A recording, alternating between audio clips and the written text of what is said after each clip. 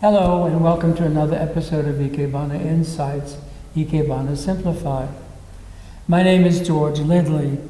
I am a Master Teacher in the Shizen School of Ikebana. There are two different arrangement styles in our Shizen curriculum, the crossing style and the contrasting style. These two different styles are usually created in two different containers.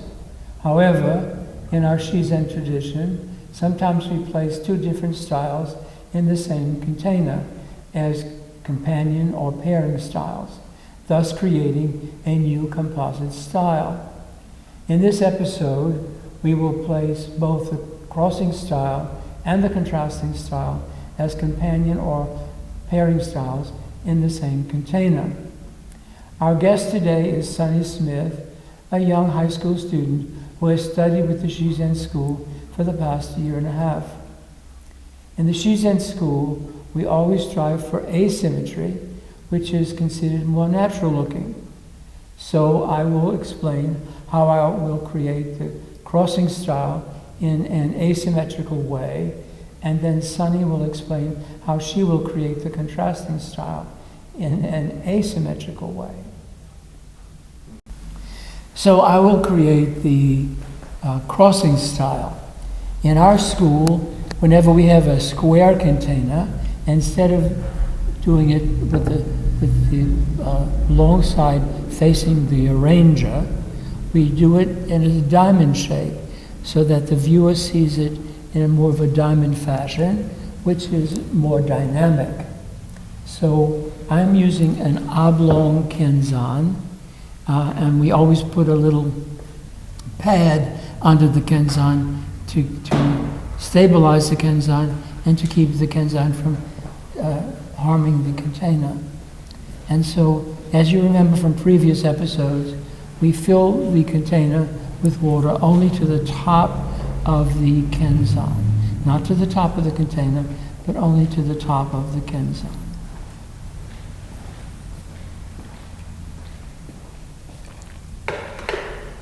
Which in this case is almost to the top of the container. Okay, that's good. Now in crossing style,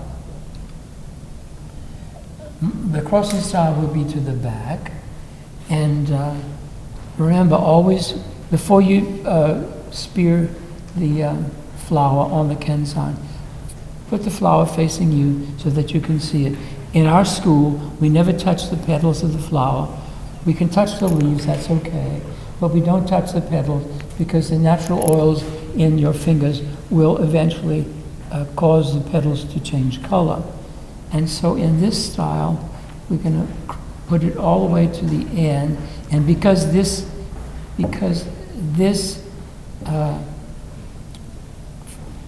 flower will face to the left, we pierce it to the right, and then we slant it.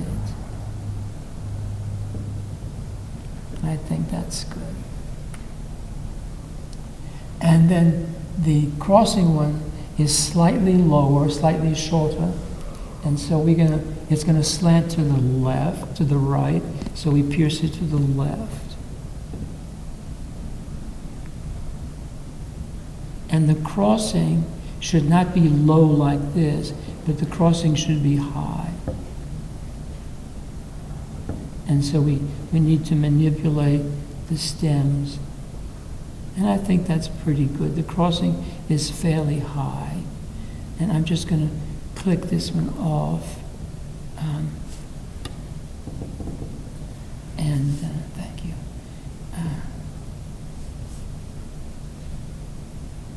Yeah, that's good. And then we're going to use some iris spears to camouflage the legginess of the carnations.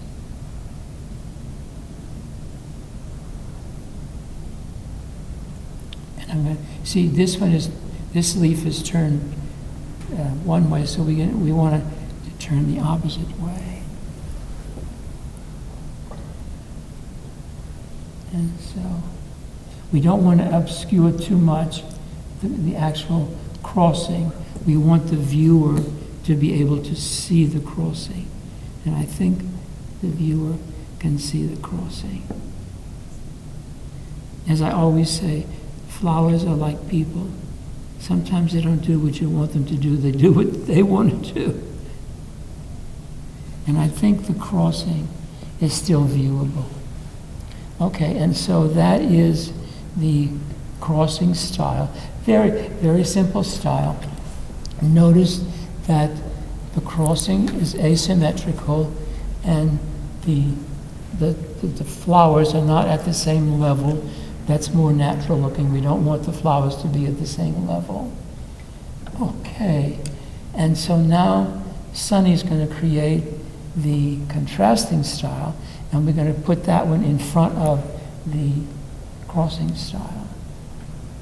So now Sunny will create the contrasting arrangement, and notice that she faces the flower toward her and slants it. And then she takes the second one. And in the contrasting, there is no crossing because the two elements diverge from each other.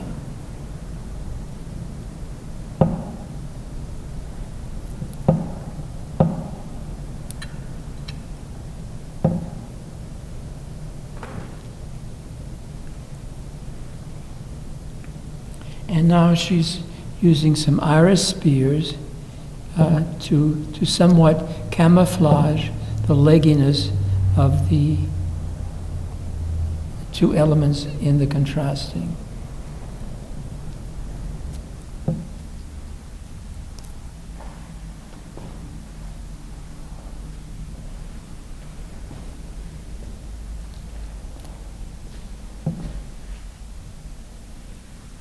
Now she's going to use some very short spears, iris spears, which will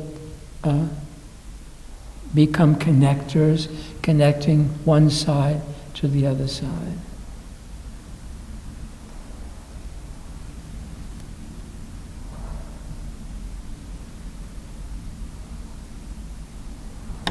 Yeah. Here.